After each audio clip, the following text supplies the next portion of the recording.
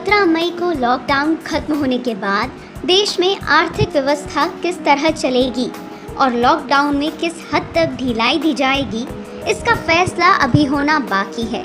लेकिन इस मुद्दे पर प्रधानमंत्री नरेंद्र मोदी ने कई राज्यों के मुख्यमंत्रियों से उनके सुझाव मांगे और अपनी तरफ से उन्हें कुछ महत्वपूर्ण बातें बताईं। प्रधानमंत्री ने कहा, हमारे सामने आने वाली विभिन्न चुनौतियों से निपटने के लिए हमें एक समग्र दृष्टिकोण की आवश्यकता होगी। मॉनसून की शुरुआत के बाद कई गैर कोविड-19 बीमारियों का प्रसार होगा, जिसके लिए हमें अपनी चिकित्सा और स्वास्थ्य प्रणाली को और मजबूत करना होगा।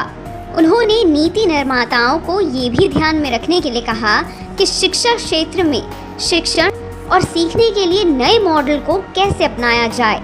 पर्यटन की चर्चा करते हुए प्रधानमंत्री ने कहा कि उन्होंने घरेलू पर्यटन के लिए क्षमता देखी है, लेकिन हमें अभी इसके बारे में सोचने की जरूरत है। उन्होंने कहा कि पहले चरण के लॉकडाउन में आवश्यक उपायों की दूसरे चरण के लॉकडाउन में जरूरत नहीं थी और इसी तरह से तीसरे चरण में जरूरी उपायों की चौथे चरण में जरूरत नहीं है। यानी चौथे चरण में कई बदलाव देखे जाएंगे। दिल्ली से 15 क्षेत्रों के लिए शुरू हुई ट्रेन सेवाओं का उल्लेख करते हुए प्रधानमंत्री ने कहा, आर्थिक गतिविधि को संशोधित करने के लिए आवश्यक कदम उठाया गया, लेकिन ट्रेनों को सभी मार्गों पर फिर से शुरू नहीं किया जाएगा। प्रधानमंत्री ने कहा कि केवल सीमित संख्या में ही ट्रेनें चलेंगी। इन सब के बीच प्रधानमंत्री ने अपने आशावादी होने की बात कही और इस बात की खुशी जताई कि एक भी राज्य ने निराशा नहीं जताई।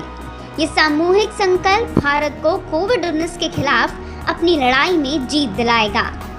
पीएम ने कहा कि पोस्ट कोविड युग में भी ऐसे अवसर हैं जिनका भारत को लाभ उठाना चाहिए।